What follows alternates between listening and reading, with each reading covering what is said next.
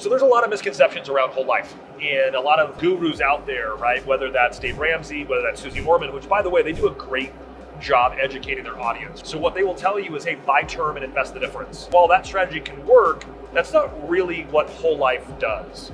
In my opinion, whole life is a different conversation. It's not an investment, it's a savings conversation. We all choose different ways we save money. Most of us are saving money in banks, right? We deposit our paycheck, we deposit our profits into a bank, and it's sitting there for a period of time.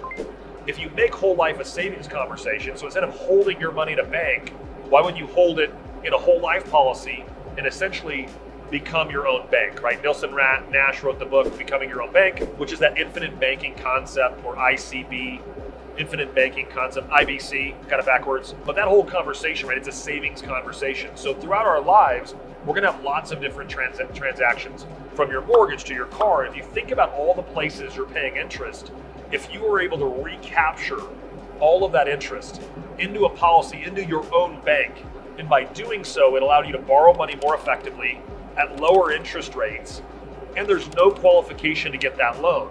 So as I put money into my policy, as I overfund this life insurance policy, it becomes a vehicle that I can access that cash and now use it for transactions that I was going to have anyway. So basically, I'm taking that interest, my policy's still earning money, right? In the average policy, you're going to earn somewhere between 3.5% to 5.5% yield on that money.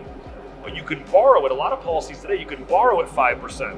So for simple math, if I'm earning 5% inside of my policy and I'm able to borrow at 5%, it's kind of crazy. Effectively, I'm paying 0% interest. As long as I can earn 5% outside of it, it makes a tremendous amount of sense. One of the ways I leverage my policy, when all of my money is invested in first mortgage, deed of trust, and hard money loans, if I'm out of cash and I have a really great opportunity, I might borrow money from my policy at 5%, lend it out at say 12 or 13%, which is what we're averaging in hard money, and I've got a really healthy 8% arbitrage, plus I'm earning that money inside of my policy. So there's a lot of bad actors out there, there's a ton of bad information, and part of that's due to the highly commissioned nature of whole life or life insurance in general. So the policies, the actual person that sells you the policy, if they sell you what you actually don't need and structure the policy incorrectly, they make a lot more money on a commission basis. That's actually not what's best for you. So what's best for you is a lot of flexibility built inside of that policy through various riders. So there's a right and a wrong way to do anything. I think infinite banking makes a lot of sense for most people. You have to have it set up the right way. You have to understand the tool. You have to realize it isn't an investment, it's a savings conversation. But if you change the way you think about how you save your money, it can be a great tool for you. When you think about life insurance, you got to think a little differently, right? There's two main components. You've got a death benefit, right? That there's an initial amount that if it's set up right, that amount will actually grow over time. And then you've got a cash value component. So that's the actual cash that's inside of your policy that you can borrow against later in life if you want. Some people use it as a retirement strategy. You can actually draw down your cash value. The last strategy of life insurance can be you take your entire net worth. Let's just say my net worth is an example. If my net worth is $10 million, and I have a $10 million life insurance policy. At the end of my life, it allows me to spend my current net worth down to zero, as an example, bounce the last check before I die, knowing that when I die, my estate's going to be replaced with whatever the face value of this example was, $10 million. So it's different than health insurance or dental. Done correctly, whole life is something that will 100% have a payout, right? It's a guaranteed benefit. And it's one of those things that gets better over time. If you look at your amount you're putting in, the dividends, provided you're reinvesting those dividends, over time, this thing can grow to be a really, really great vehicle and a part of one of these really great tools you can utilize in your wealth building journey. So one of the questions you'll get when you're looking at life insurance is, should I just invest in the stock market? S&P 500 has averaged 8% for 30 or 40 years. And while that may be true, there's risk there, right? The market could also go down 40% a year.